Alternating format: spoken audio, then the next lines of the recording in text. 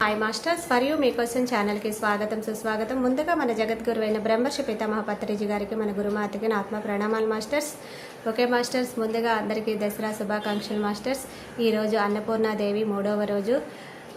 Okay masters, మన ఛానల్లోని 10 రోజులు జ్ఞానాన్ని అందించడానికి వస్తున్న జగన్మాతలకి, జూమ్లో పాల్గొన్న ఆది పరాశక్తులకు కూడా ధన్యవాదాలు తెలుపుకుందాం మాస్టర్స్. ఈరోజు చంద్రఘంటాదేవి మణిపూరక చక్రం యాక్టివేషన్ చేయించడానికి సీనియర్ పెరుగుడు మాస్టర్ గారైన నాగశ్రీ గారు నర్సాపురం నుంచి వచ్చారు. మేడం గారిని సాదరంగా ఆహ్వానించుకుందాం మాస్టర్స్. నమస్తే మేడం, వెల్కమ్ మేడం. నమస్తే.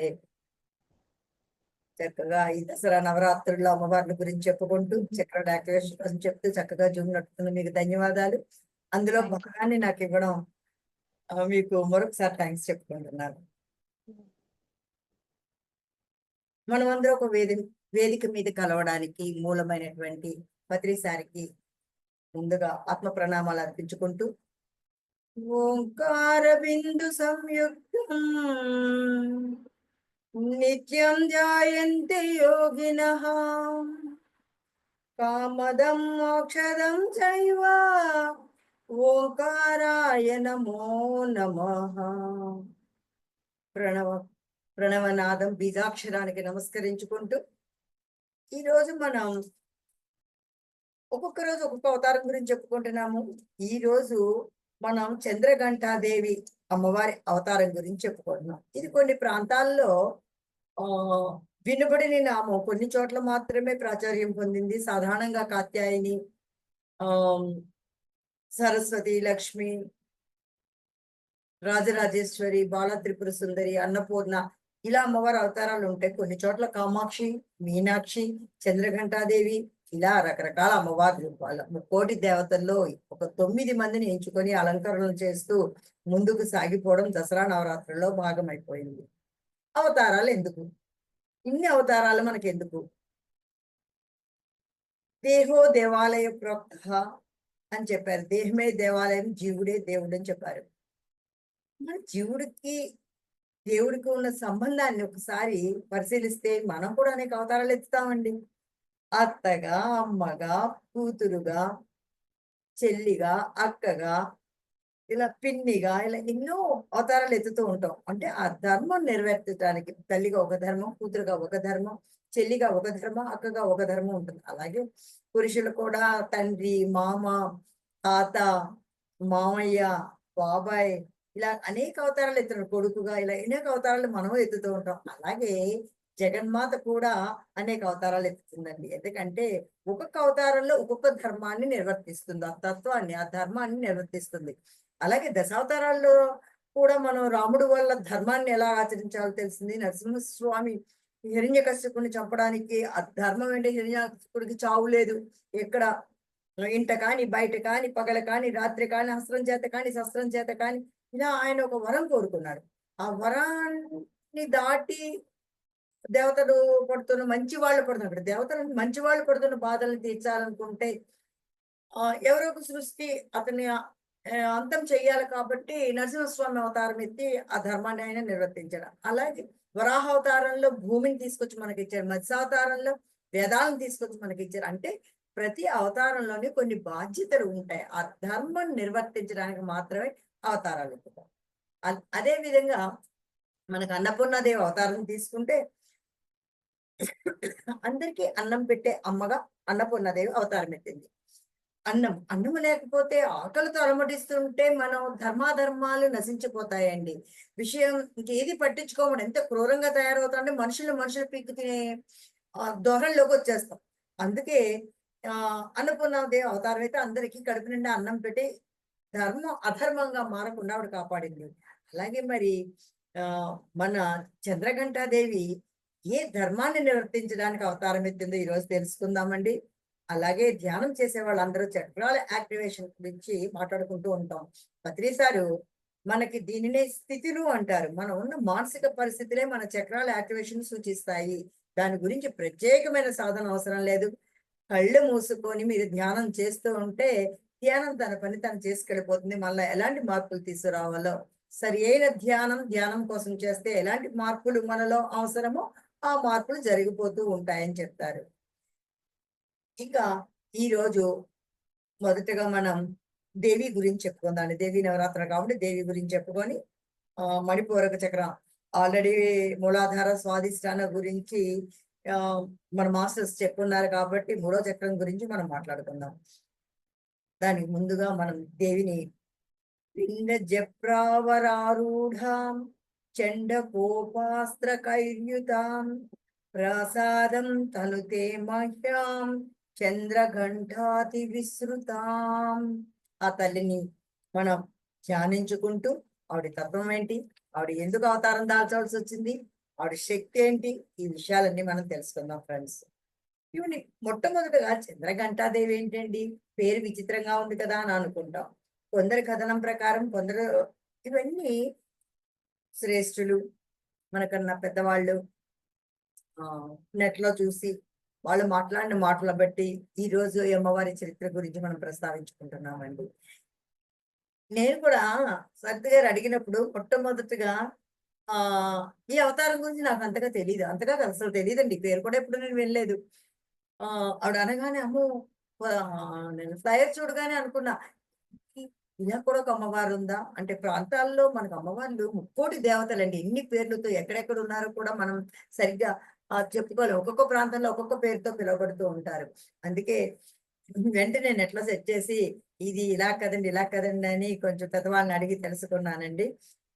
కొందరు చెప్పింది ఏంటంటే పార్వతీదేవి నుదుటి మీద అర్ధచంద్రాకారంలో అంటే శివుడిని పార్వతీదేవి పెళ్లి చేసుకున్నాక శివుడి దగ్గరున్న ఆ నెలవంకని ఆమె ఆభరణంగా ధరించిందంటండి. ఇక్కడ ఇలా ఆభరణంగా ధరించినప్పుడు అది అర్ధచంద్రాకారంలో వచ్చి గంట ఆకృతిలో కనిపిస్తుంది కాబట్టి ఆవిడ్ని చంద్రఘంటాదేవి అన్నారని కొందరు చెప్పిన విషయం. మరి కొందరు అంటారు ఆ చంద్రవంకకి గంట కింద వేలాడుతుంది, బొట్టు దగ్గర ప్రాంతంలో ఒక గంటలా వేలాడుతుంది కాబట్టి అవును చంద్రఘంటాదేవి అన్నారని మరి కొందరు చెప్తున్నారు. కొందరు నెలవంక ఆకారమే చంద్రఘంటలా కనిపిస్తుందని కొందరు చెప్తున్నారు. ఏదేమైనప్పటికీ ఆమె గంట శబ్దాన్ని కానీ గంట ఆభరణాన్ని కానీ ధరించి ఉంది కాబట్టి ఆవిడ చంద్రఘంటాదేవి అని మనం పిలుస్తున్నాం. అంతేకాదండి, ఆవిడకి చండిక, చంద్రఖండ, చంద్రఘంట, రణచండి అని వివిధ రకాలైన పేర్లతో కూడా ఆవిడని పూజిస్తూ ఉంటారు. చండి అనగానే ఉగ్ర రూపం అని మనకు తెలుస్తుంది. అమ్మవారు కొన్ని చోట్ల రాజరాజేశ్వరి, బాల త్రిపుర సుందరి ఇలా అవతారాల్లో శాంతంగా ఉన్న కొన్ని చోట్ల ఆవిడ రౌద్ర రూపం ఉంటుంది. అలాగే ఈ చంద్రఘంటాదేవి కూడా రౌద్ర రూపంలోనే ఉంటారంట. యుద్ధ రంగంలో ఆవిడ సింహ వాహినై ఉంటూ ఉంటుంది. కొన్ని చోట్ల పులి వాహనంగా కూడా చేసుకుని ఉన్నారు ఆవిడ, కొన్ని చోట్ల సింహ వాహినే ఉండి అసుర సంహారం చేసింది.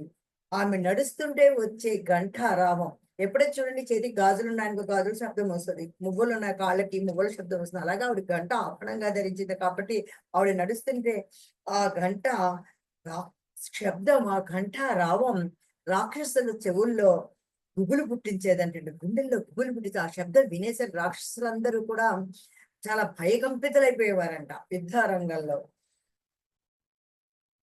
ఆవిడ ఎంత అంధకారంలో ఉన్నా చాలా శాంతంగా, ఎలాంటి యుద్ధంలో ఉన్నా అది అవ్వగానే చాలా శాంత స్వరూపంగా మారిపోతుందండి. అదే ఉగ్ర రూపం ఉంటే మన అందరం కూడా తల్లిని చూడలేం. అందుకే ఆవిడ శాంత రూపంగా మారిపోతుందంట. ధైర్యం, తేజస్సు, శక్తికి మూలం. అమ్మవారి అవతారానికి మూలం ఏంటి? ధైర్యం. మనకి ఒక ధైర్యాన్ని ఇస్తుందండి. ఎక్కడికన్నా వెళ్ళాలంటే ఆవిడ తలుచుకున్నామంటే, ఏ పనన్నా సంకల్పించుకుంటే ఒక ధైర్యాన్ని ఇస్తుందంట. అంతేకాదు ఆవిడ ఆరాధించే వాళ్ళలో తేజస్సు కనిపిస్తూ ఉంటుందంటండి. ఇక అమ్మ అంటేనే శక్తికి మూలం. ఇచ్ఛాశక్తి, క్రియాశక్తి, జ్ఞానశక్తి 3 కలిసినప్పుడే ఆ మాతృమూర్తి అయిన అమ్మవారి యొక్క రూపం మనకి ప్రతిఫలిస్తూ ఉంటుంది. అలాగే ఆవిడ శక్తికి, చైతన్యానికి, ధైర్యానికి ప్రతీకగా ఉన్నారంటండి. ఇంకా ఈ అమ్మను పూజించడం వల్ల అన్నపూర్ణాదేవిని దగ్గరికి వెళితే ఆవిడ అడగకుండానే అన్నం పెడుతుంది. అలా ఒక్కొక్క దేవతను ఆరాధిస్తే ఒకటి ఎలా వస్తుందో, మనం చంద్రఘంటాదేవిని ఆరాధిస్తే, ఆవిడని పూజిస్తే మనకి మానసిక రోగాలని ఉండవంటండి. ఇక్కడ మనం ఒక విషయం చెప్పాలండి. చంద్రఘంటాదేవి అంటున్నాం, చంద్రుడితో పోలుస్తున్నాం. చంద్రుడు చంద్రగ్రహం కానీ సైంటిఫిక్ గా చూసినా, లేదు మనం దేవతల దేవతామూర్తుల రూపంలో చూసిన చంద్రుడు మానసిక స్థితిగతులకి అధిపతి. ఉమ్. అందుకే మనం పౌర్ణమి అమావాస్య ధ్యానాలు చేస్తూ ఉంటాం. పౌర్ణమి సమయంలో మన చంద్రుడి యొక్క కిరణాల యొక్క ప్రభావం ఎక్కువగా ఉంటుంది. సూర్యుడు శారీరక శక్తికి ప్రతీక. సూర్యగ్రహం మనకి, అందుకే గ్రహాల ప్రభావం మానవుల మీద తప్పకుండా ఉంటుందండి, ఏ గ్రహ ప్రభావం అయినా. అందుకే జ్యోతిష శాస్త్రాన్ని నమ్మకుండా కొట్టేయకూడదు. అలాగని జ్యోతిష్యాన్ని మూఢనమ్మకంగా తీసుకోకూడదు. జ్యోతిష్యం మనకి విషయ సూచిక. ముందు ముందు ఏం జరగబోతుందో చెప్తుంది.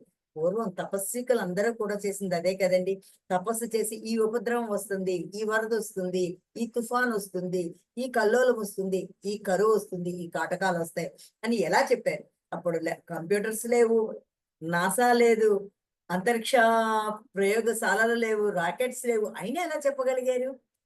వాళ్ళకి జ్ఞాన శక్తి అంతగా ఉండేదండి. జ్ఞానం వల్ల వాళ్ళు పొందిన జ్ఞాన శక్తిని నిలకడగా ఉంచుకోగలిగి, అలా నిలకడగా ఉంచుకోగలగాలంటే ఇక్కడ మూలాధార చక్రం నుంచి మనం చూసుకుంటే, మూలాధారము స్వాధిష్టాన రెండు కూడా ఆ ప్రాపంచికకి సంబంధించినవండి. ఎప్పుడైతే మనం మణిపూరకు వచ్చామో ఆ సంసిద్ధత సంకల్ప బలం వచ్చి అక్కడి నుంచి పైకి వెళ్ళే కొద్దీ మన ఆధ్యాత్మిక ఎదుగుదల మొదలవుతుందండి. ఇక్కడ కూడా లింక్ ఎలా ఉందో చూడండి, అమ్మవార్లన్నీ. అందుకే మన ఆ చక్రాలన్నిటికీ కూడా అధిష్టాన దేవతలు ఉంటారు తప్పకుండా. ఇక్కడ మానసిక రోగాలు ఎందుకు తగ్గుతాయి? ఆవిడ పేరులోనే చంద్రం అండి. ఆ చంద్రమ్మ చల్లగా మనం చూస్తుంది కాబట్టి మానసికంగా సర్లేని వాళ్ళు. అలాగని ఆవిడ అంతా కూల్ గా కామ్గా ఉంటుందా? లేదండి. భూత ప్రేతాత్మలకు భయంకరంగా కనిపిస్తుందంటండి ఆవిడ. అలాంటి బాధలు మనం విలేజ్‌ల్లో ఇంకా పట్టణాలకు ఇప్పటికే చూస్తున్నాం. బయటకు వెళ్ళొస్తే తీస్తాం. మరి దేవతలు ఉన్నారు, దేవుళ్ళు ఉన్నారని నమ్మినప్పుడు, ఆత్మలు ఉన్నాయని నమ్మినప్పుడు, దెయ్యాలుంటాయని, భూతాలు, పిశాచాలు ఉంటాయని నమ్మాలి కదండీ! ఇది నమ్మాలి, అది నమ్మాలి. అంటే ఎవరైతే చెడు ఆలోచనతో, చెడు సంకల్పాలతో హాని కలిగించే సంకల్పాలు, ఆలోచనలతో ఉండి మరణం పొందుతారో వారు ప్రేతాత్మలుగా, భూతాలుగా తిరుగుతారని మన పెద్దలు చెప్తుంటే మనకి విన్నాను. అలాంటి భూత ప్రేతాత్మలను కంట్రోల్ చేసే శక్తి ఈ చంద్రఘంటాదేవికి ఉందటండి. ఆవిడ చేతిలో 6 చేతులు కలిగి ఉంది ఆవిడ. చేతిలో త్రిశూలము, గద, కత్తి, ధనుర్బాణాలు, కమండలం, కలువ పువ్వు కలిసి ఉన్నాయంటండి. మరి కొన్ని చోట్ల ప్రస్తావించబడింది ఆవిడ అష్టభుజాలు కలిగింది, అష్టభుజి అని మరి చెప్పడారు. ఇవి కాకుండా కత్తి, త్రిశూలము, గద, ధనుర్బాణాలు, కాలువ పువ్వు, కమండలం కాకుండా అభయ వరద హస్తాలతో కనిపిస్తుంది. మనకి భయం లేకుండా చేయడానికి, తిరిగి మళ్ళీ మనకి వరాలు ప్రసాదించడానికి ఆవిడెప్పుడు సంసిద్ధంగా ఉంటుందంటండి. ఈవిడి వాహనాలు కొన్ని చోట్ల పులని, కొన్ని చోట్ల సింహంగాను, రెండింటినీ వాహనాలుగా చేసుకొని ఆవిడుంది. ధైర్యానికి, సాహసానికి ప్రతీకగా ఆవిడ మనం కొలుస్తామండి. అంతేకాదండి, ఆవిడ మూడో నేత్రంతో ప్రకాశిస్తూ ఉంటుందండి. జ్ఞాన నేత్రం కదా, మూడో నేత్రంతో ప్రకాశిస్తూ ఉందంటే అండి. ఆవిడ వర్ణం ఎలా ఉంటుందంటే బంగారు వర్ణం ఉంటుందంటండి. అందుకే పూజించేవారు కూడా ఆవిడ గురించి మాట్లాడుకున్నా, విన్నా, చదివినా కూడా ఆ తేజస్సు వచ్చి మనం కూడా పసుపచ్చ ఛాయలో మెరిసిపోతూ కనిపిస్తామంటండి. ఆవిడ యొక్క కృప మనకి కలిగింది, ఆవిడ మనతో ప్రసన్నురాలైంది అని మనకి సూచిక ఏంటంటే, ఆవిడ ఆరాధించే వాళ్ళలో కూడా అంత తేజస్సు ఉంటుందండి. మనం ధ్యానం చేసే వాళ్ళం ఎలా ఉంటాము అంటే కూడా తెలుస్తుంది. వీళ్ళు అబ్బా వీళ్ళు బాగా ధ్యానం చేస్తున్న, చేతులెత్తి నమస్కరించాలనిపిస్తుందండి అంటాం కొందరిని చూస్తే. కొందరు పూజలో కానీ, యజ్ఞంలో కానీ, యాగాల్లో కానీ, వేదపరమైన కానీ, ఒకడు మంత్రోచ్చారణ కానీ తెలియకుండానే మనలో ఒక వైబ్రేషన్ క్రియేట్ చేసి వాళ్ళకి చేతులెత్తి మొక్కాలనే ఒక భావాన్ని ఉత్పన్నం చేస్తుంది మనలో. అంత గౌరవప్రదంగా ఉంటారండి కొందరు. అలాగే అమ్మని పూజించే వాళ్ళు అంత అద్భుతంగా ఉంటారంటండి. దుష్టులను శిక్షించడానికి ప్రశాంతంగా ధ్యానం చేస్తూ ఉంటుందండి ఆవిడ. ధ్యానం చేసి విషయాన్ని గ్రహించుకొని వాళ్ళని నామరూపాలు లేకుండా చేస్తుందంటండి. ఆమె నుంచి వచ్చే ఘంటానాదం కొన్ని శుభాన్ని కోరుకొని లోక కళ్యాణార్థం అర్చించే వాళ్ళని, లోక కళ్యాణార్థం ధ్యానం చేసే వాళ్ళని లోక కళ్యాణార్థం యజ్ఞ యాగాలు చేసే వాళ్ళకి, అది భక్తులకి శుభ సూచకంగా మనం గుళ్ళోకెళ్ళి గంట కొడుతూ ఉంటాం కదండి. ఆ ధ్వని మనకి ఎంతో ఆనందాన్ని ఇస్తది. ఎంతో చక్కటి తన్మయత్వాన్ని ఇస్తది. ఒక లీనమవుతది. ఘంటారావంతో కూడా ధ్యానం చేసేవాళ్ళు ఉన్నారండి. ఆ ఘంటారావం గంటని మామూలు కాదు. ఒక కంచు గంట కొడితే అది కొట్టాక మనకి చాలా సేపు అది వైబ్రేషన్ వచ్చి ఒక రింగింగ్ సౌండ్ మనకు వినిపిస్తూ ఉంటది. ఆ సౌండ్ మనం ఆ గంట కింద నించొని కళ్ళు మూసుకొని ఒకసారి కొడితే అది మన శరీరం అంతా విద్యుత్ శక్తిలాగా ఆహ్, కదులుతూ మన లోపల తిరుగుతున్నట్లు మనకి చాలా బాగా తెలుస్తుందండి. అలాగా భక్తులకి శుభాన్నాశించే వారికి శుభ సూచకంగా వీణులు విందుగా వినిపిస్తే, దుష్టులకి గుండెల్లో సమ్మెటల సౌండ్ వినిపిస్తుందండి. దుష్ట గ్రహాలకి చెడు చెయ్యాలనుకున్న వాళ్ళని, మోసం చెయ్యాలనుకున్న వాళ్ళని, కపటంతో జీవించే వాళ్ళ గుండెల్లో దడ పుట్టిస్తదంటండి ఆ శబ్దం. అంటే మంచి వాళ్ళకి మంచిగాను, చెడ్డ వాళ్ళకి చెడ్డగాను ఆమె కనిపిస్తుందంటండి. రాక్షసులకు మహిషాసురుడు, దేవతలకు పురేంద్రశ్వరుడు, రాజులకు ఉన్న రోజులది. అప్పుడు ఎప్పుడు మనం ఏ కథన్నా చదవండి రాక్షసులకి ఆహ్, దేవతలకి ఎప్పుడూ పడదు యుద్ధాలు జరుగుతూనే ఉంటాయి. ఎందుకంటే దేవేంద్రుడు తన స్థానాన్ని ఎప్పుడూ తను వదులుకోడు కాబట్టి, రాక్షసులు ఆ స్థానం కావాలని కోరుకున్నప్పుడు యుద్ధాలు జరుగుతూనే ఉంటాయి. అటు కృష్ణుడో, ఇటు బ్రహ్మో, అటు శివుడో, ఇటు అమ్మో ఎవరో ఒకళ్ళ అవతారాలైతే ఆ రాక్షస సంహారం చేస్తూ ఉంటుందండి. అలాగని రాక్షసులందరూ చెడ్డవారు కాదండి. ప్రతి వ్యక్తిలోనూ 3 గుణాలు తమో గుణాలే, సాత్విక గుణాలు 3 గుణాలు ఉంటూ ఉంటాయండి. ఇప్పుడు మనం రావణాసురుడిని తీసుకున్నాం అనుకోండి. ఆయన ఎంత భక్తుడు, వేద పరాంబరుడు, రావణ బ్రహ్మ. రాముడు కూడా బ్రహ్మ అనలేదండి. ధర్మానికి ప్రతిరూపం అయ్యాడు కాబట్టి మనుష్య జన్మలో దా మానవుడు దా మానవుడు మహనీయుడిగా మారాడు కాబట్టి ఆయన దైవంగా కొలుస్తున్నాం మనం. కానీ రావణాసురుడిని బ్రహ్మ అన్నారండి. అంటే అంతటి జ్ఞానం ఉందండి ఆయన. కానీ కొన్ని ధర్మాన్ని ఆచరించకపోవడం వల్ల, ధర్మాన్ని ఒక్కటి పరాయ స్త్రీ తల్లితో సమానం అనే చిన్న జ్ఞానం అంత తెలిసిన ఆయనకి అది చిన్నది తెలియలేకపోయిందండి. సోదరి అభిమానం, సోదరి మీద ఉన్న అత్యంత ప్రేమ అలా ఆయన్ని పతనానికి దారి తీసింది. అంటే మనం దారి తప్పకుండా ముందుకు వెళ్ళవలసిన అవసరం చాలా ఉందండి. ధర్మపరంగా సత్యాన్ని తెలుసుకొని ఎవరైతే ముందుకు వెళతారో వాళ్ళు మాత్రమే మహాధ్యానులుగా చెప్పబడతారండి. వాళ్ళే ఉంటారు. అంతేగాని ఆ బ్యాలెన్సింగ్ తగ్గి అటు ఇటు మనం కూడా ఒక 3, 4 గంటలు ధ్యానం చేసి, ఆ తర్వాత మళ్ళీని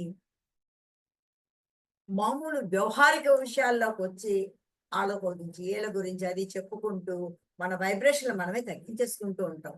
అనవసరపు ఆలోచనలతోనూ, అనవసరపు మాటలతోనూ మనలో ఉన్న శక్తిని మనం నిర్వీణం చేసేసుకొని, ఎంతసేపు ధ్యానం చేసినా అదే బెట్టు మీద ఎక్కువ.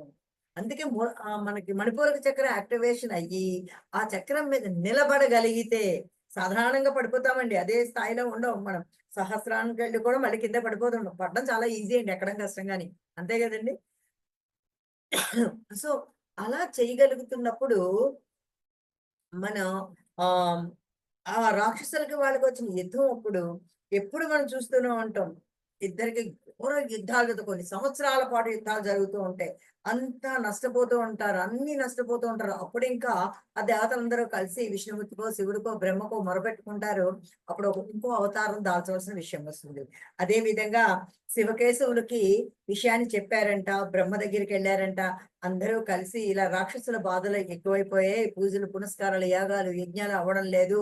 ఆడవాళ్ళు ఇళ్ళల్లోంచి రావడానికి భయపడుతున్నారు. ఇలాంటి కష్టాలు కడతేర్చాలంటే అతను కడతేర్చాలని చెప్పి అడగడానికి వెళ్ళారంటండి.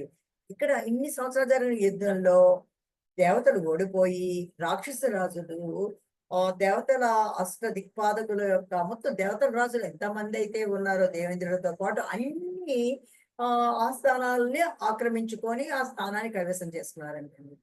వైపరీత్యాలన్నీ జరిగిపోతున్నాయంట. వాళ్ళు చేస్తున్న దుశ్చర్యలకు.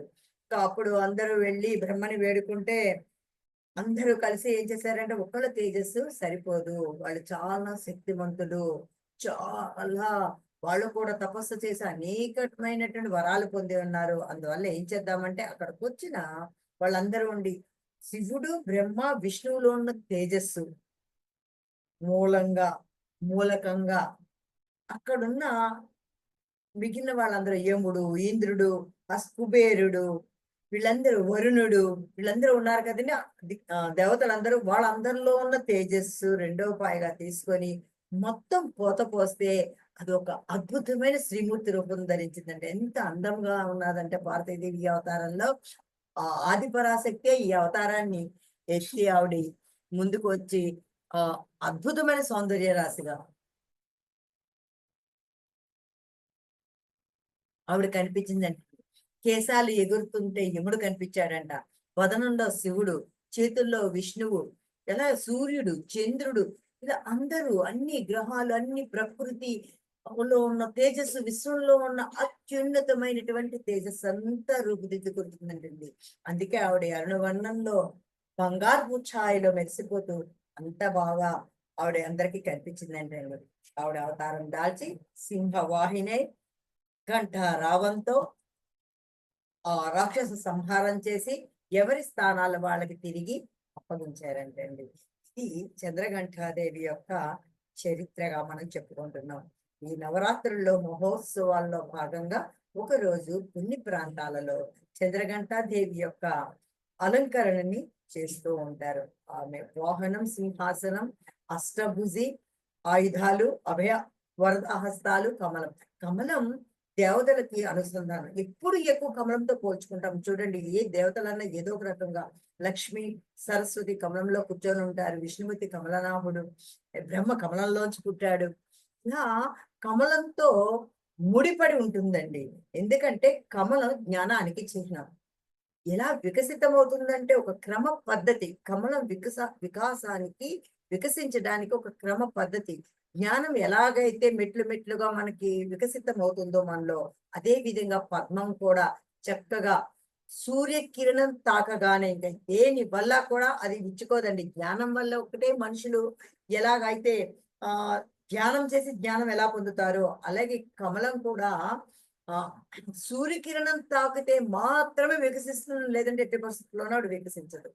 ఆ వికసించడం కూడా అన్ని దళాలు సమానంగా అంత రౌండ్ గా పూర్ణంగా వికసిస్తుందండి. అదే జ్ఞానానికి చిహ్నం. మనం కూడా జ్ఞాన మార్గంలోకి వచ్చాక చెప్పుకుంటాం. తామరాకు మీద నీటి బొట్టులా ఉండాలి అని ఆ పద్మం యొక్క ఆకులతో పోల్చుకుంటాం. ఏ అంతేకాకుండా బురదలో ఉండి కమలం ఎలాగైతే వికసించి అద్భుతమైన అందాన్ని ఇస్తుందో, అదే విధంగా మనం కూడా ఎలాంటి సమస్యల్లో ఉన్నా, ఎలాంటి కష్టాల్లో ఉన్నా, ఎలాంటి దుఃఖంలో ఉన్నా, ఎలాగున్నా మనం ధ్యానం చేసి జ్ఞానాన్ని పొంది వికసించాలని చెప్పడానికి కూడా ఉదాహరణగా చెప్పుకుంటామండి. అలాంటి కలోపు ఆవిడ చేతుల్లో ఉంది. బంగారపు వర్ణపు మేని ఛాయతో ఆవిడ నుదుటిన నెలవంకతో, గంటలా కనిపించే నెలవంకతో ఆవిడ అద్భుతమైన రూపంతో ఉంటుందండి. ఆవిడ కుంకుమార్చన అంటే ఇష్టం. అమ్మవారు అర్చనా ప్రియురాలండి. వినాయకుడు గరిక ప్రియుడు. ఆ విష్ణువు అలంకార ప్రియుడు, శివుడు అభిషేక ప్రియుడు. ఇవన్నీ మనకు తెలుసు కదండి. అందువల్ల చిటికెడు కుంకుమతో కొండంత అండను మనకి ఇచ్చే ఆ తల్లి ఆరాధనని చేయడం వల్ల మనకి భూత ప్రేత పిశాచాల యొక్క బెడద లేకుండా, మానసికంగా అల్లకల్లోలంగా ఉన్న వాళ్ళు మానసికంగా దృఢంగా అవ్వడానికి ఆ తల్లిని నమస్కరించుకోవడం జరుగుతూ ఉంటుందండి. ఎంతను కూడా అద్భుతమైన ఆత్మజ్ఞానం ఉన్న వాళ్ళు కాబట్టే దేవతల యొక్క మూర్తులకి అంత శక్తి సామర్థ్యాలు ఉంటాయండి. ఇక మనం ధ్యానం చేసేటప్పుడు చక్రాల యాక్టివేషన్ గురించి మనం మాట్లాడుకుంటే, ఈరోజు మూడో నాడే అయినా మూడో చక్రమైన మణిపూరక గురించి మాట్లాడుకుంటాం. ఈ చక్రం ఏ రంగులో ఉంటుంది? మనం మూలాధార, మణిపూరక, మూలాధార, స్వాదిష్టానం చూసినప్పుడు రేకుల గురించి చెప్పుకుంటాం కదా. పువ్వు రేకుల గురించి. అది 4 మూలాధారంలో 4 రేకులతో ఉంటే స్వాదిష్టానికి 6 రేకులు ఉంటుందండి. మరి మణిపూరకు వచ్చేటప్పుడు 10 రేకులతో అద్భుతంగా విచ్చుకుంటుందండి. మూలాధారము, స్వాదిష్టానం మనకి శారీరక స్థితులు, సామాజిక స్థితులు తెలియజేస్తుంటే, ఇక్కడ మనకి అత్యధికంగా 10 దళాలతో ఉన్న మణిపూరక చక్రాన్ని యాక్టివేట్ అవుతే మనకు ఒక స్థిరత్వం ఏర్పడుతుందండి. ఆధ్యాత్మిక ప్రయాణానికి ఆదిమెట్టుగా మనం చెప్పుకోవచ్చండి. అక్కడి నుంచి వెనక్కి తిరిగి చూసుకోక్కర్లేదు. బీజాక్షరాలు ఉన్నాయి కదండి. మరి ఏ బీజాక్షరం? రమ్. అందుకే మూలాధార చక్రాన్ని యాక్టివేట్ చేసుకోవాలనుకునే వాళ్ళు, ప్రత్యేకించి దాని గురించి ధ్యానం చేయాలనుకునే వాళ్ళు బీజాక్షరం రమ్ని మనం సాధన చేయాలి. ఓంకారం ఎలాగైతే బీజాక్షరం అయ్యి శరీరంలో ఆ తల వెంట్రుక నుంచి బ్రొటన వేలు వరకు ఎలాగైతే వైబ్రేషన్ క్రియేట్ చేస్తుందో, అలా మూలాధార చక్రాన్ని యాక్టివేట్ చేయడానికి రమ్ రమ్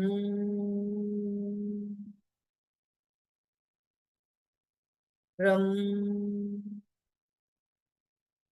అని ఆ నాదంతో మనం చేయవలసి ఉంటుందండి. మూలాధార చక్రాన్ని యాక్టివేట్ చేసుకోవాలని ధ్యానం చేసేవాళ్ళు. ధ్యానం గురించి చేయమంటారు పత్రిసారి. మనం ధ్యానం గురించి చేస్తుంటే మన స్థితులు అవే మారుతాయి, నీ సాధన పెరిగే కొద్దీ అని చెప్తారు. ప్రత్యేకించి ఒక్కొక్క చక్రాన్ని యాక్టివేట్ చేసుకెళ్ళడం కూడా కొందరు సాధన చేస్తూ ఉంటారు కాబట్టి అలా ఉపయోగపడడానికి ఈరోజు ఈ చక్రం యొక్క వివరణ మనం చెప్పుకుంటున్నాం. కర్మలు, యాక్షన్స్, చర్యలన్నీ కూడా ఈ మణిపూరకంలో జరుగుతాయండి. అంటే ఆలోచనకి రూపం ఇక్కడ మనకి జరుగుతూ ఉంటుంది. మార్స్ గ్రహ ప్రభావం మణిపూరక చక్రం మీద ఎక్కువగా ఉంటుంది.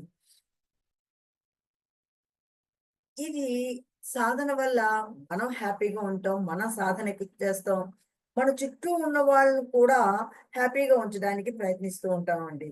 దీని పవర్ ని బ్యాలెన్సింగ్ ఎక్కువ ఉపయోగించుకుంటూ ఉంటాం. అంటే మన అప్ అండ్ డౌన్ ఉంటూ ఉంటాయి కదా, పడుతూ లేస్తూ ఉంటాయి. వైబ్రేషన్స్ అన్ని కూడా ఎప్పుడూ ఒకేలా ఉండవు. మన స్థితిలో కానీ మన దృష్టి కానీ మన తత్వంలో కానీ మార్పు సహజాన్ని మారుతూ ఉంటాయి. అలా మార్పులు వస్తున్నప్పుడు వీటిని బ్యాలెన్సింగ్ చేయడానికి ఈ చక్రం బాగా, అంటే పటిష్టంగా ఒక విషయాన్ని నిర్దిష్టంగా స్థిరపరచుకోవడానికి మణిపూరక చక్ర యాక్టివేషన్ మనకి పనికొస్తుందండి. కానీ ఇక్కడ నేనే అనేది ఎక్కువగా ఉంటుంది. అంటే నేను ఈ పని చేయగలను, నేను ఈ పని చెయ్యాలి, నేను చెయ్యాలి అని కోరుకోవడం తప్పు లేదండి. నేనే చెయ్యగలను అనుకోవడమే తప్పు. కోరికకి, కామానికి, కోపానికి, క్రోధానికి ఎలాగైతే విశ్వాసాలు ఉన్నాయో అలాగ నేను చెయ్యగలను అనడానికి, నేనే చెయ్యగలను అనడానికి కూడా చాలా వ్యత్యాసం ఉందండి. అందుకే ఇక్కడికి వచ్చినప్పుడు ఈ పని నేను చెయ్యలేకపోతే అని ఆలోచనకి బీజం పడిందంటే షేమ్ ఫీల్ అవుతూ ఉంటారంట అండి వాళ్ళు.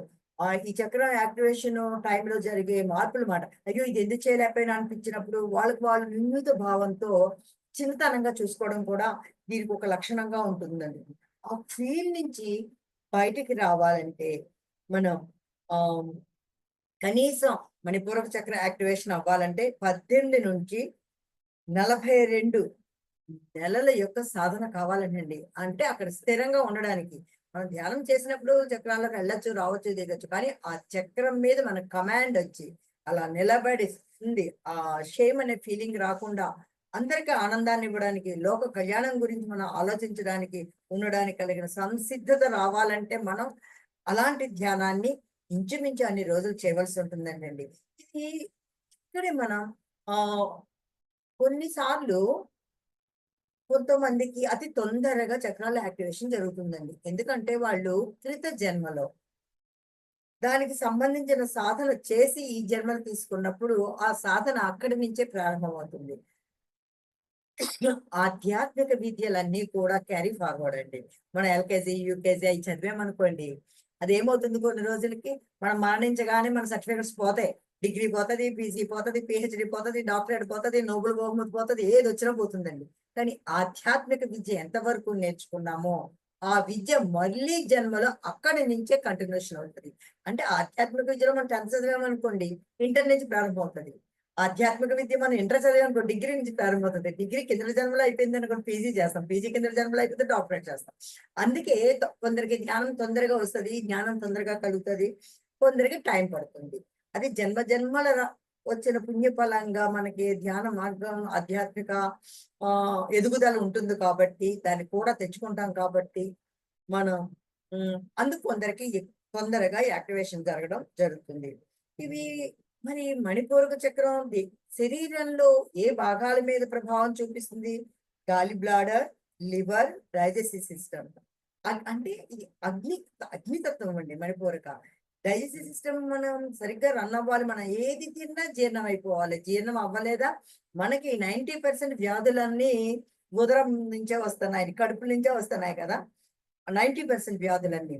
మరి మణిపూరక చక్రం ఎక్కడ ఉంటుంది? మణిపూరక నాభికి 2 ఫింగర్స్ పెట్టుకొని నాభి పైన ఇలా చూసుకుంటే మనం కరెక్ట్ గా నాభి పైన 2 ఫింగర్స్ పెట్టుకొని చూసుకుంటే మనం ఆ పైన అక్కడ ఉంటుందంటండి. అక్కడ మణిపూరక చక్రం యాక్టివేట్ అయినప్పుడు ఆ 10 దళాల పద్మం పశ్చిమ తిరుగుతూ ఉంటుందండి. అంత తట్టుకునే శక్తి కూడా మనకు ఉండదు.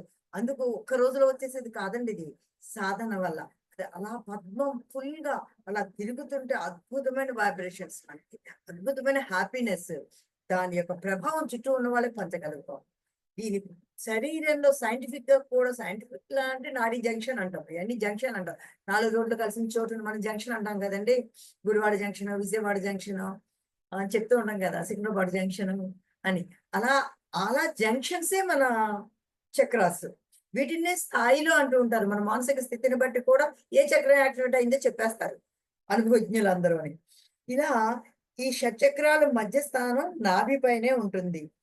అది అందుకు అక్కడ మనం చేయగలిగితే, అక్కడ దృష్టిని మణిపూరక చక్రం మీద కేంద్రీకరించగలిగితే, మనం సాధారణంగా ధ్యానం చేసినప్పుడు శ్వాస మీద ధ్యాసతో ధ్యానం చేస్తాం. మనకు పత్రిసారి నేర్పింది అదే. ఇక్కడ చక్రాల యాక్టివేషన్, మనకు అతీంద్రియ శక్తులు ఇవన్నీ కావాలనుకున్నప్పుడు మనం తప్పకుండా ఈ ఎనర్జీ సెంటర్స్, సైన్స్ కూడా ఒప్పుకుంటుందండి ఎనర్జీ సెంటర్స్ అని చెప్పి. ఈ చక్ర యాక్టివేషన్ పెరిగేలా ఉండాలంటే మన దృష్టిని ఎక్కడ ఉంచాలండి? నాభికి రెండు ఫింగర్స్ పెట్టుకొని దాని పైన ఎక్కడుందో అక్కడ మణిపూరక ఉంటుంది కాబట్టి మన దృష్టిని అంతా దాని మీద కేంద్రీకరించాలి. మరి ఎలా? అన్ని ముద్రికలు కూడా ఉన్నాయి కదండి.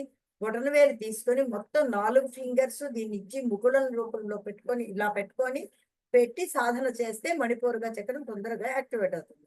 చేతులు ఎలా ఉండాలి, ఎక్కడ దృష్టి ఉండాలి అని.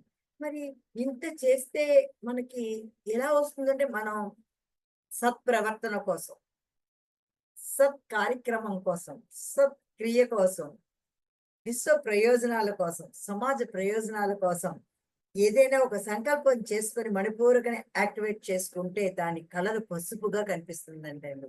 ఇక్కడ చూడండి, మనం చంద్రఘంటాదేవి శరీర ఛాయి బంగారపు రంగులో ఉంటుంది. ఆవిడ ఆరాధించే వాళ్ళు కూడా ఒక తేజస్సు వచ్చి మనకి పసుపచ్చగా కనిపిస్తుంటారు, కళకళలాడుతూ కనిపిస్తూ ఉంటారు, తేజోమూర్తులుగా కనిపిస్తూ ఉంటారు అని చెప్పుకున్నాం. ఇక్కడ ఆ మణిపూరక చక్ర యాక్టివేషన్ సాధన చేసే వాళ్ళు కూడా పసుపు రంగును ఊహించుకుంటూ, అంత పసుపుమయాన్ని ఊహించుకుంటూ చేయాలంటండి. అప్పుడు అది మనకి తెలుస్తుందంట. ఇది శరీరం మనసు కలిపే క్రియ యోగ క్రియ. ఇక్కడ కూడా శరీరాన్ని మనసుతో జోడించవలసిన అవసరం ఉంటుంది చక్రాలు యాక్టివేషన్ చేసినప్పుడు. సంగీతానికి శృతి లయల్లా మన ధ్యానానికి శరీరము మనస్సుని మిళితం చేయాలి, లయం చేయగలగాలి చక్కగా.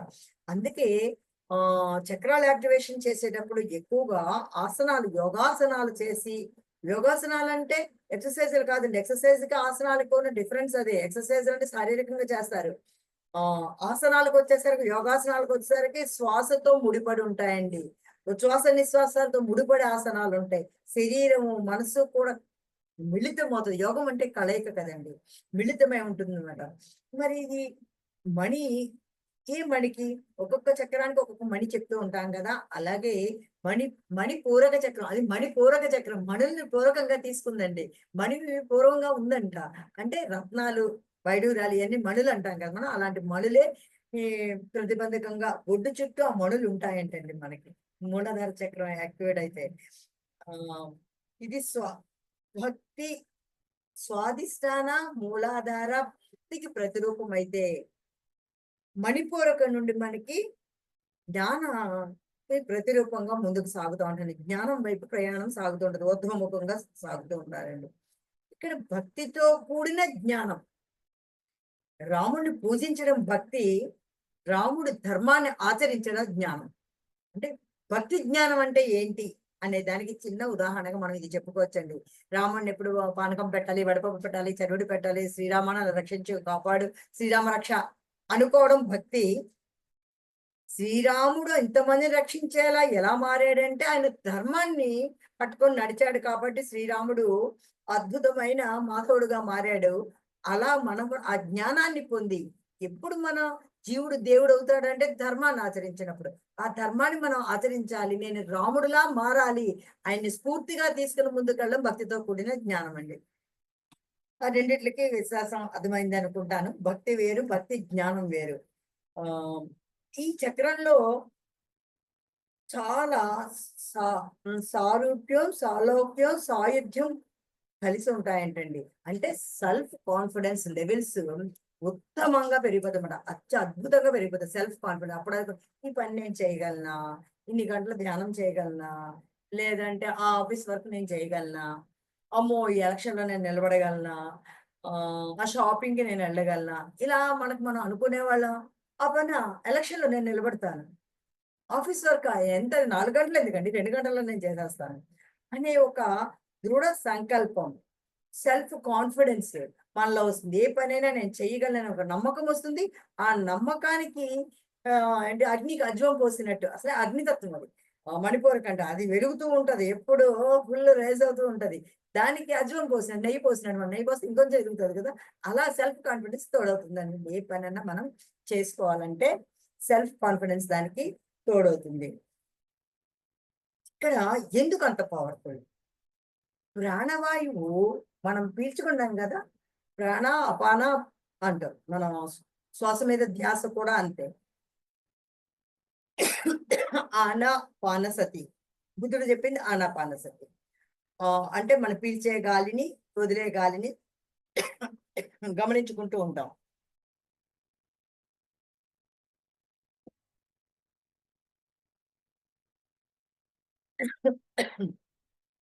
ఈ పీల్చుకునే గాలిని, వదిలే గాలిని కూడా మనం చూస్తున్నప్పుడు ఏం జరుగుతదంటే, లోపల నుంచి మనం శ్వాస తీసుకుంటాం కదా! ముక్కులోంచి శ్వాస తీసుకుంటే అది నాభి వరకు దాన్ని తీసుకువెళ్తూ ఉంటాం.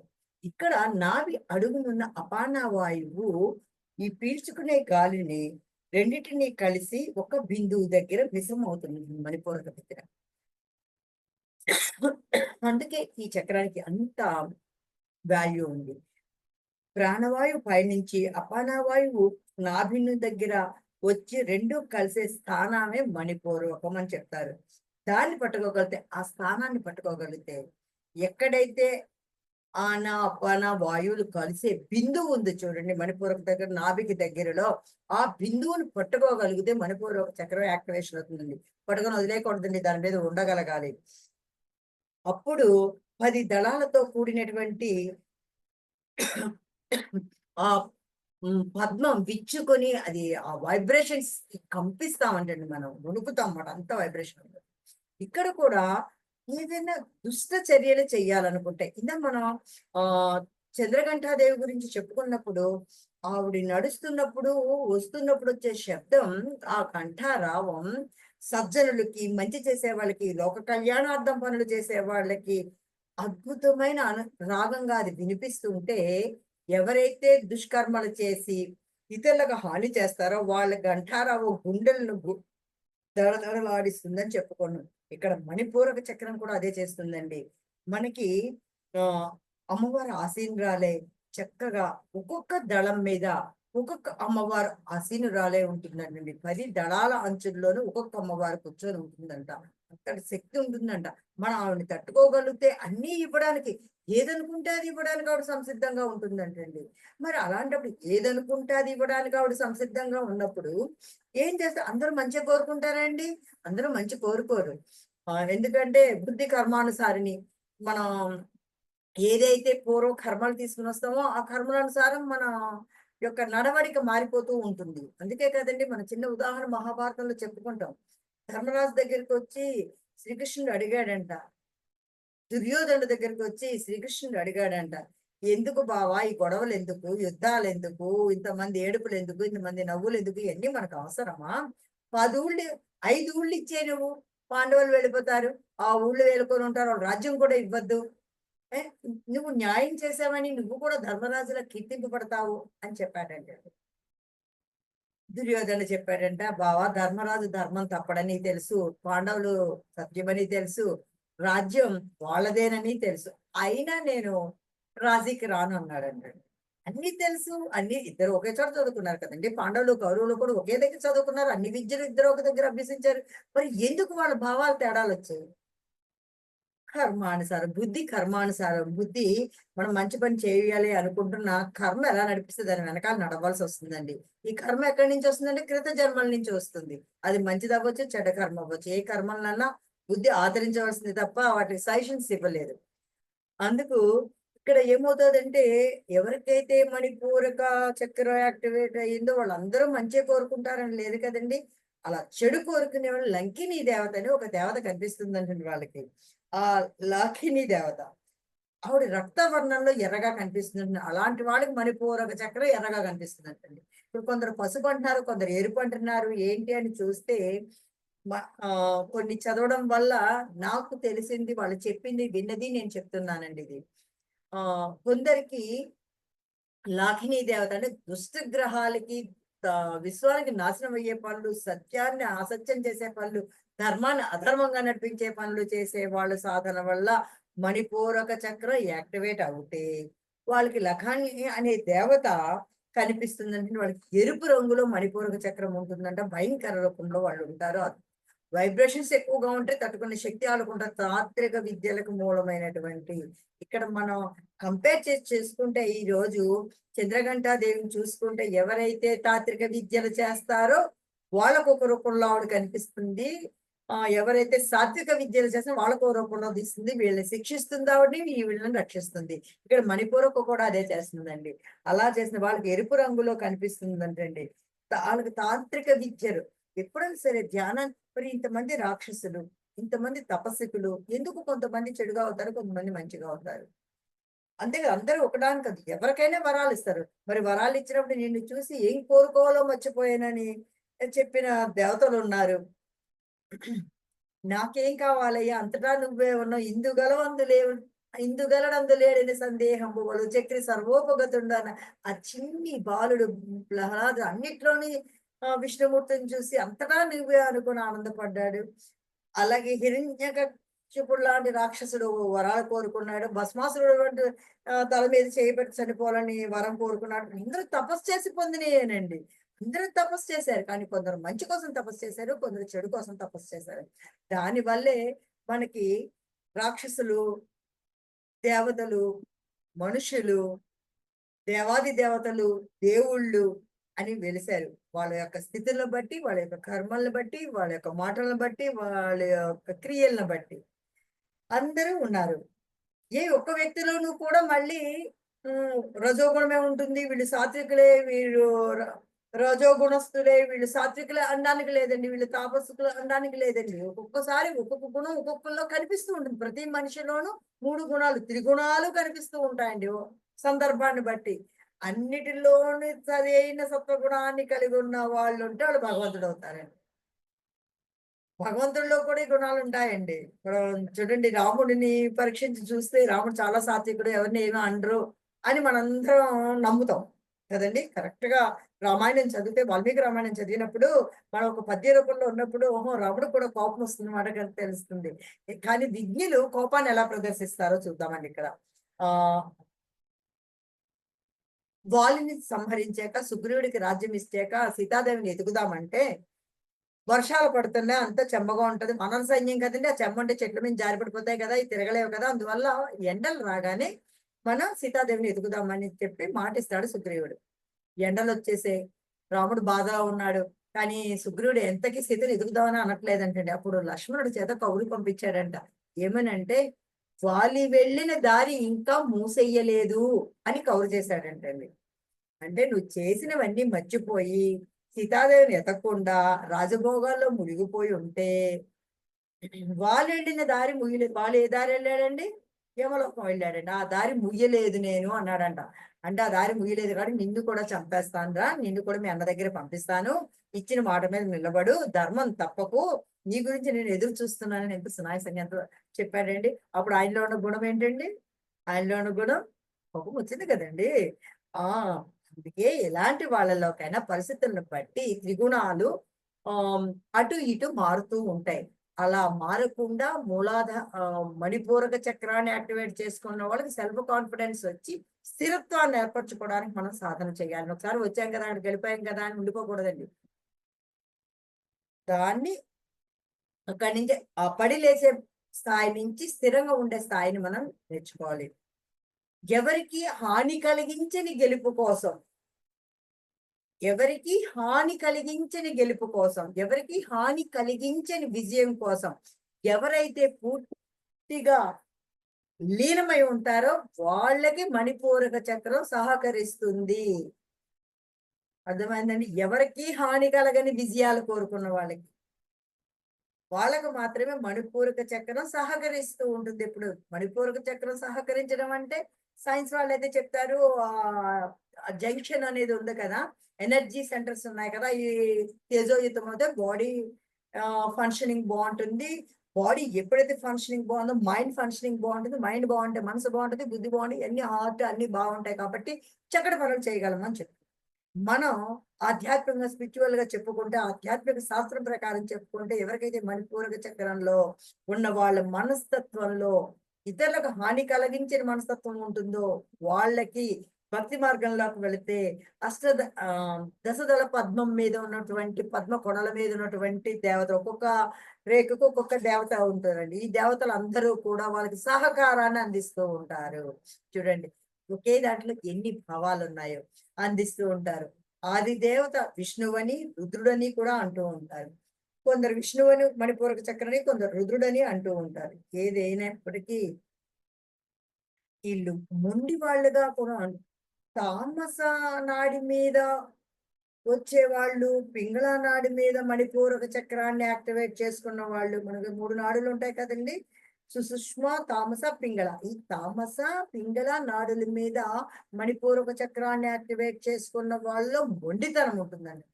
అది తప్పని తెలిసినా ఆ పనే చెయ్యాలనేటువంటి మనస్తత్వానికి వాళ్ళు లోనవుతారు. వీటిల్నే పత్రిసారి స్థాయిలు అన్నారు. వాళ్ళు ఇలా మొండిగా ఉన్నారా, నేను పట్టిన కుందేలు 3 కాళ్ళు అంటున్నాడా, ఇటు మణిపూరక చక్రంలో ఆ ఉన్నాడు. ఏ నాడి మీద వీడి స్థాయి ఏంటంటే అక్కడ పరిస్థితులను బట్టి వీడి ఆలోచన రీతులు మారిపోతున్నాయని తెలుస్తుంది. వాళ్ళు ఏ నాడి మీద ఉన్నారండి? తామస పింగళ నాడి మీద ఉన్నారు. సుషుష్మ నాడి మీద ఎవరైతే పైకి వెళతారో వాళ్ళందరికీ మంచి జరగాలని, ఎవరైతే సుషుష్మ నాడి ఆధారంగా మణిపూరక చక్రాన్ని యాక్టివేట్ చేసుకుంటారో వాళ్ళు అందరికీ మంచి జరగాలనే పనులు మాత్రమే చేస్తారండి. ఇదండి మణిపూరక చక్రం యొక్క విశిష్టత. మరి మనం శారీరక స్థితిలో ఉండిపోయి మూలాధారము స్వాధిష్టానం దగ్గర ఉండిపోదామా? ఒకవేళ ఇక్కడ మనం ఇంకో విషయం గమనించాలి మిత్రులారా. ఒకవేళ పూర్వజన్మలో మనం మూలాధార, స్వాధిష్టాన, మణిపూరకు వచ్చామనుకోండి, ఈ జన్మలో మనం ఆ పై స్థాయికి వెళ్ళిపోతూ ఉంటాం. ఆజ్ఞాచక్రానికి వెళ్ళిపోయాం అనుకోండి, సహస్రానికి వెళ్ళిపోతాం. లేకపోతే విశుద్ధ దగ్గర ఉన్నామనుకోండి, ఆజ్ఞాచక్రానికి వెళ్తాం. ఇలా చక్రాలన్నీ కూడా మనకి యాక్టివేషన్ అవుతూ ఉంటాయండి. పత్రి సార్ చెప్పినట్టయితే ఏ చక్రం మీద ఎంత దృష్టి పెట్టాలనే అంశం కన్నా శ్వాసను ధ్యాసగా చేసుకుని ముందుకు వెళితే, ధ్యానం కోసమే చేసుకుంటూ వెళితే మనకి ఏ జ్ఞానం అందాలో ఆ జ్ఞానం తప్పనిసరిగా అందుతుంది. చట్టం తన పని తాను చేసుకుని వెళ్ళిపోతున్నట్టు ధ్యానం తన పని తను చేసుకుని వెళ్ళిపోతుంది. మనం దాన్ని ప్రత్యేకించి ఈ ధ్యానం, ఆ ధ్యానం, ఈ ముద్రిక, ఈ హస్తం కూడా పెట్టక్కర్లేదని పత్రి సార్ చెప్పారు. ఎవరి నమ్మకం వాళ్ళది, ఎవరి శారీరక స్థితి, మానసిక స్థితి, వాళ్ళ బుద్ధి, చిత్తం ఎలా నడిపిస్తాయో అలా కొందరు నడుస్తూ ఉంటాము. కొందరికి కొన్ని సూట్ అవ్వచ్చు, ఒకరికి లడ్డూ నచ్చచ్చు, ఒకరికి మిఠాయి నచ్చచ్చు, ఒకళ్ళ మైసూరుపాకు నచ్చచ్చు, ఒకళ్ళ కాజా నచ్చచ్చు. ఎవరికి ఏది నచ్చుతుందో తెలియదు, ఎవరికి ఏది పడుతుందో తెలియదు. ఒక్కోసారి ఒకటి నచ్చినది పడకపోవచ్చు. అందుకే పత్రి సార్ అంటారు, జ్ఞానం నేర్పే సంస్థలు, ఆత్మజ్ఞానాన్ని తెలిపే సంస్థలు ఎన్నో ఉన్నాయి, అందులో పిఎస్ఎస్ఎం ఒకటి అని చెప్పిన అద్భుతమైన గురువు అండి పత్రి సార్. గురువు గారి యొక్క సంకల్పం వలన ఈ రోజు మీ ముందు ఇలా ఉన్నాం. ఎంతో మందిని ఎక్కడెక్కడో ఉన్న వాళ్ళందరినీ ఒక త్రాటి మీదకి తీసుకొచ్చి ఇలా 4 మంచి మాటలు చెప్పుకోవడానికి మనకు అవకాశం ఏర్పరిచారు. ఆ అవకాశానికి ఒక దారి వేసి జూమ్ నడుపుతున్న ఆ టీమ్ అందరికీ కూడా నేను ఆల్ ది బెస్ట్ చెప్తూ వేదికని తిరిగి మీకు అందిస్తున్నాను.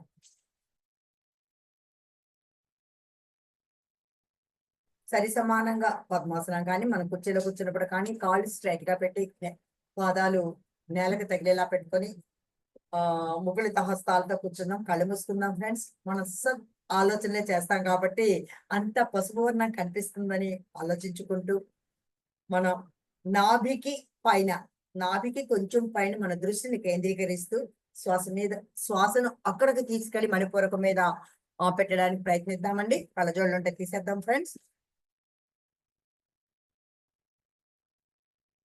మనకి 7 నిమిషాలు టైం ఉందమ్మా. చక్కగా ఒక 5 మినిట్స్ అందరూ చేద్దాము. తర్వాత మీరు ఏదైనా సంశయాలున్నా ఏదైనా అడిగితే తెలిస్తే ఇప్పుడే చెప్తాను, తెలియకపోతే తెలుసుకొని చెప్తాను. ఓకే ఫ్రెండ్స్, కళ్ళు మూసుకుందాం.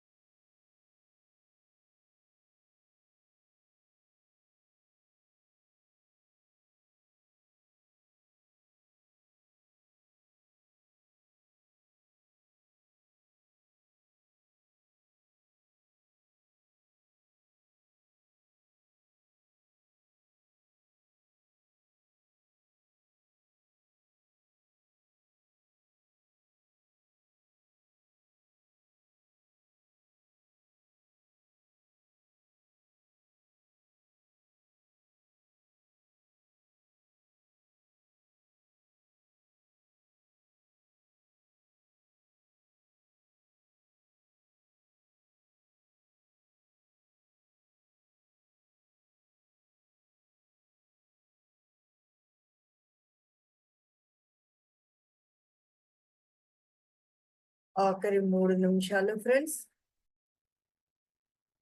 ఎవరం కళ్ళు తెరవద్దు.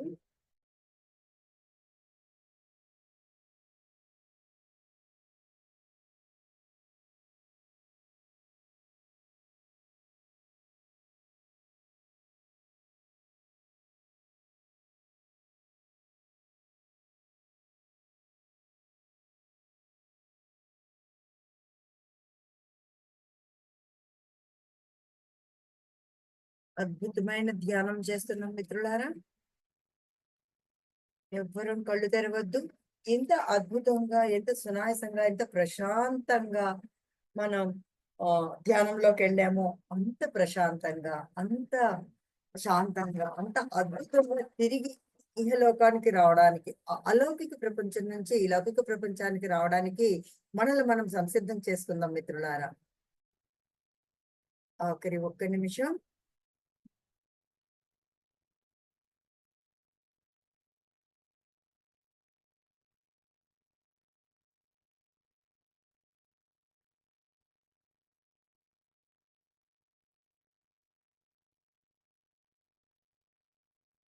మెల్లగా వేళల నుంచి వేళ తీద్దాం ఫ్రెండ్స్. కళ్ళ మీద చేతులు బోర్లించుకుందాం. 10, 9, 8, 7, 6, 5, 4, 3, 2, 1. ఇంత అద్భుతమైన ధ్యానాన్ని ప్రసాదించిన ప్రతిసారికి మనస్ఫూర్తిగా కృతజ్ఞతలు తెలియజేసుకుందాం friends. Thank you madam, thank you so much madam. For you మీకోసం మన ఛానల్కి వచ్చి ఎంతో గొప్ప ఆత్మజ్ఞానం అందించిన మాస్టర్లందరికీ, నాగశ్రీ గారికి, పద్మమ్మకు ధన్యవాదాలు తెలుపుకుందాం మాస్టర్స్.